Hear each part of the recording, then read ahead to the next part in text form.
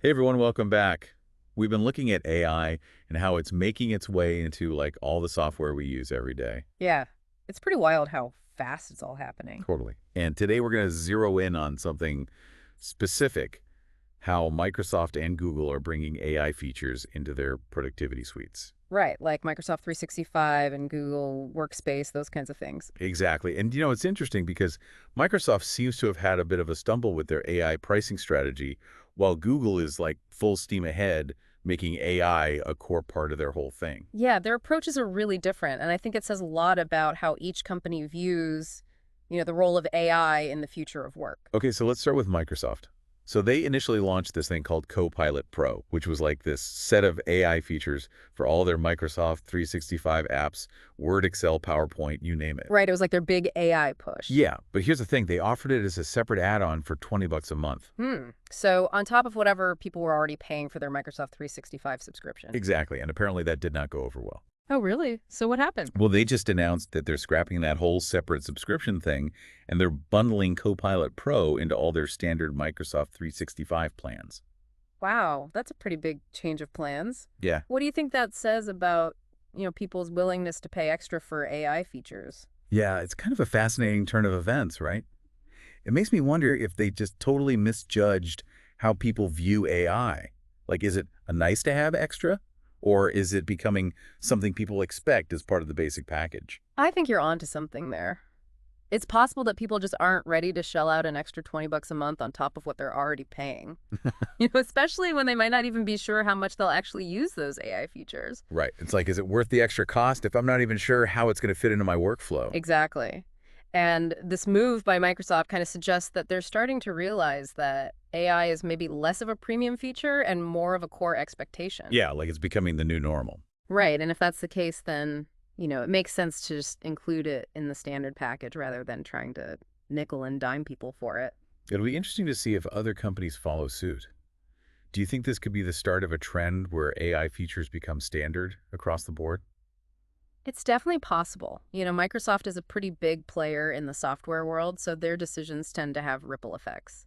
So for now, they're making some small price increases to Microsoft 365 to accommodate Copilot Pro being bundled in.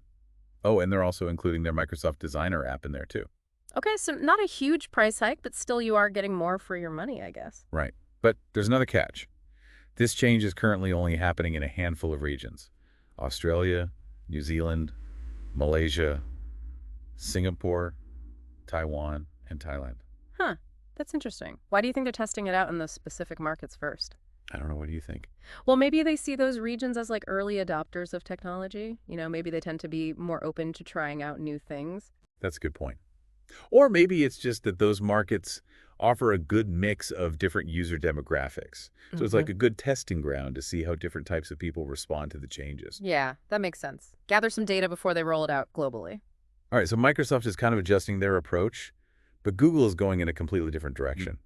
They're integrating their AI chatbot Gemini directly into their workspace plans. Yeah, Google's not messing around. They're going all in on AI, Right, so specifically they're adding it to their business enterprise and frontline plans. which means potentially millions of people are going to be interacting with AI in their daily work. Yeah, that's a pretty huge shift. I mean, I can see how that would be really exciting for some people, like having all these powerful AI tools at their fingertips. Right. Imagine having an AI that can help you write emails, schedule meetings, and even generate presentations. Like that could save people so much time and effort. But I also imagine there are some people who are a little bit hesitant about all this AI integration. Like Mm. maybe they're worried about privacy or, giving up too much control to algorithms. Oh, for sure. Those are valid concerns.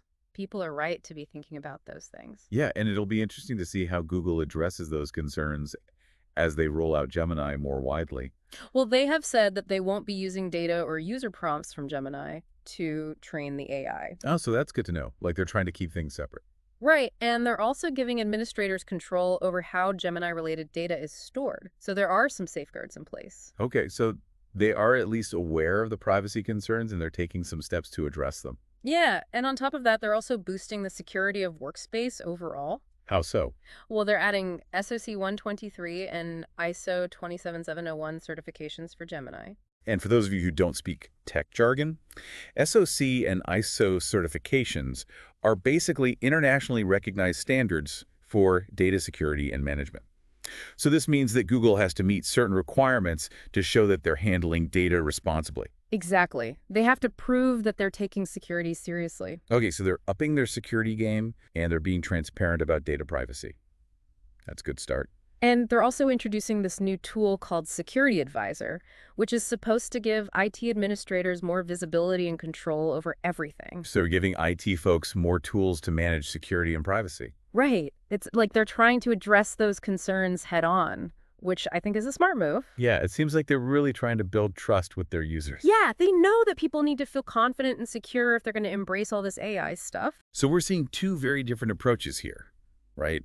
Microsoft kind of stumbled with their initial AI pricing strategy, and they're now course correcting by bundling it all in. And then you have Google, who is just going full steam ahead, making AI a core part of their whole ecosystem. Yeah, and I think that contrast is really telling about their overall philosophies on AI. You know, how they see it fitting into the future of work and productivity? Right, like Microsoft initially seemed to view AI as this distinct product, almost like a luxury add-on. But the recent moves suggest that they're now seeing it as something more fundamental, like it's becoming a necessary part of the software experience. Yeah, it's like they realized they couldn't treat it as a separate thing anymore. They had to integrate it into the core of what they're offering. And then you have Google, who seems to have always believed that AI should be seamlessly woven into everything. They're not trying to sell it as a separate product. They're making it an integral part of their platform. Yeah, and that approach could really accelerate the adoption of AI. Like if it's just there baked into all the tools you're already using, then it becomes much easier to just start using it without even thinking about it. It just becomes part of your workflow. Exactly. Like you don't have to go out of your way to find it or learn how to use a separate app. It's just there, ready to go. It's like the difference between having a fancy espresso machine that you never use because it's too complicated, Right. and just having a regular coffee maker that you can use without even thinking about it. Yeah, I like that analogy. Yeah. So Google's approach is like the regular coffee maker. You just turn it on and boom, you've got your AI-powered caffeine fix. Exactly. And Microsoft is like, oh, we're going to make this fancy espresso machine and charge you extra for it. And then everyone's like, I think I'm good with my regular coffee. And Microsoft's like, oh, wait, maybe we should just include the espresso machine with the regular coffee maker after all. It's a learning process, Yeah. right? Definitely. And it'll be interesting to see how all of this plays out in the long run. Like, will this push from Microsoft and Google lead to even more widespread adoption of AI? Or will people push back against it? Only time will tell. And we'll be here to cover it every step of the way. That's right. So stay tuned, folks, because this AI revolution is just getting started. I mean, think about it. Millions of people suddenly having access to these AI tools in their workflows. That's huge. Yeah, it's like a whole new level of productivity and efficiency, potentially. Uh-huh. But it also makes you think about the potential downsides, right? Oh, absolutely. Like any powerful technology, AI comes with risks and challenges. Like, what are you most concerned about? Well, for one thing, there's the whole issue of user control. Like if AI is everywhere, how much say will we have in how it's used? Yeah, like, are we just going to be at the mercy of these algorithms? Yep. Or will we have the ability to customize them to fit our needs and preferences? Exactly. And then there's the question of transparency, like how do we know what's going on behind the scenes? How are these AI systems making decisions? And do we have the right to know? Or are we just supposed to trust that the tech companies have our best interests at heart? Right. And that trust is not something that should be taken for granted, you know, especially given the track record of some of these companies when it comes to data privacy and all that. Yeah, it's like a delicate balance, right? Mm. We want to embrace the potential of AI, but we also need to be mindful of the risks and make sure that we're not giving up too much control or compromising our values in the process. It's not about being anti-AI. It's about being pro-human, you know, making sure that technology serves us and not the other way around. That's a great way to put it. Yeah. And it's a conversation that we need to keep having as AI becomes more and more integrated into our lives. Absolutely. We can't just blindly accept whatever the tech companies throw at us. We need to be critical thinkers and ask tough questions. Okay, so we've talked about Microsoft and Google, but there's another big player in the tech world that we haven't mentioned yet, Apple. Yes, the elephant in the room, or should I say the apple in the room? The article we read mentioned that Apple is working on their own set of AI features, which they're calling Apple Intelligence. So how do you think they're going to approach this whole AI pricing thing? Well, Apple is kind of a wild card, right? They've always done things their own way. Yeah, they tend to march to the beat of their own drum. Exactly. So it's really anyone's guess how they'll handle AI pricing. Do you think they'll follow Microsoft's lead and try to charge extra for it at first? Or do you think they'll take a page from Google's playbook and just make it a core part of their operating systems and devices? It's tough to say. They could go either way. I mean, they have a history of both approaches, right? Like, what do you mean? Well, think about Touch ID and Face ID. They didn't charge extra for those features. They just baked them into the iPhone and made them part of the core experience. Yeah, that's true. And those features have become incredibly popular. Mm. So maybe they'll take the same approach with Apple Intelligence. Yeah. Just make it a seamless part of how you interact with your Apple devices. It would make sense for them. Like, Like, they're all about creating a unified and user-friendly ecosystem. So integrating AI directly into that ecosystem would be a natural extension of their philosophy. yeah, I can totally see them doing that. Like, imagine if Apple Intelligence just became an invisible assistant that helps you with all sorts of tasks without you even having to think about it. Right, like it anticipates your needs and just makes things happen, like magic. Exactly. But on the other hand, Apple also has a track record of offering premium tiers for some of their services, like iCloud storage, for example. Right, so they could offer basic AI features for everyone and then have more advanced capabilities available for people who are willing to pay a monthly fee. Yeah, like a tiered system where you get the basic AI experience for free, but if you want the really powerful stuff, you got to pony up. Exactly. It's like the freemium model that a lot of apps and services use. So it really could go either way. I Mhm. guess we'll just have to wait and see what Apple decides to do. And, whatever they decide to do, it's going to have a big impact on the industry as a whole. Like, Apple tends to set trends, so if they start charging extra for AI, other companies might be tempted to do the same. Right. It's like they have this halo effect where whatever they do, everyone else seems to follow. Exactly. So yeah, Apple's decision on AI pricing is going to be a big deal. Okay, so we've talked about the different approaches that Microsoft, Google, and Apple might take with AI pricing. But what does all this mean for us, the users? Yeah. Like, as AI becomes more commonplace in our life, what should our expectations be? That's a great question. And I think it's important for us to be mindful of a few things as we navigate this new AI-powered world. Like, what are you thinking? Well, for one thing, I think we need to be careful about becoming too reliant on AI. Like, it's a powerful tool, but it's not a replacement for human judgment and critical thinking. Right, like we shouldn't just blindly accept whatever the AI tells us. Yeah. We need to question its recommendations and make sure that they align with our own values and goals. Yeah, exactly. And we also need to be aware of the potential biases that can creep into AI systems.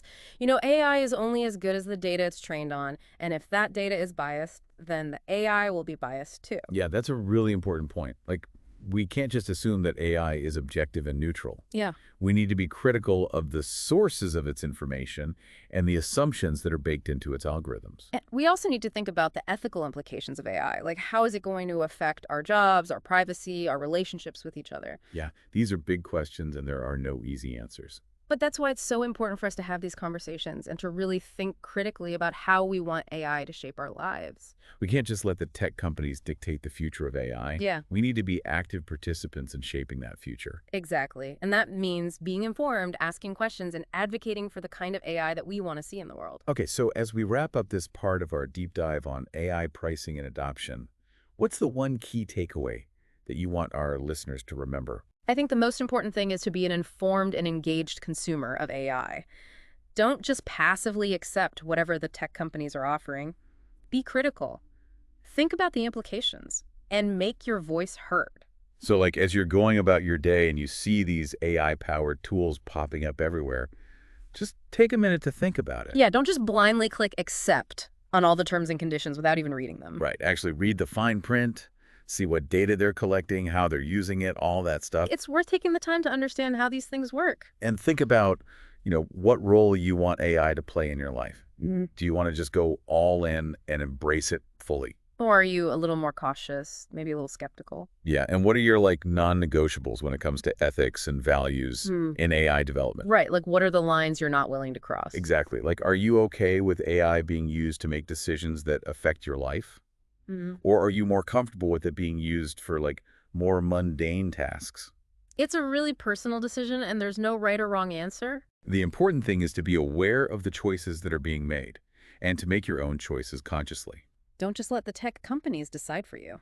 Okay, so to wrap things up, what's the one big takeaway that you want our listeners to leave with today? I think the most important thing is to remember that the future of AI is not predetermined. Like, it's something that we're all actively shaping through the choices we make. It's not like some inevitable force that's just going to happen to us. Right, we have agency, we have a say in how this all unfolds. Yeah, and that's both exciting and a little bit daunting. For sure, it's a huge responsibility, but it's also an incredible opportunity to create a future where AI is used for good. So let's make sure we do it right. Absolutely. Yeah. We need to be thoughtful, intentional, and above all, human-centered in our approach to AI. Couldn't have said it better myself. Ah, Well, that's it for our deep dive on AI pricing and adoption this week. Thanks for joining us. it's been a pleasure. And as always, keep those minds open and keep questioning everything. We'll see you next time.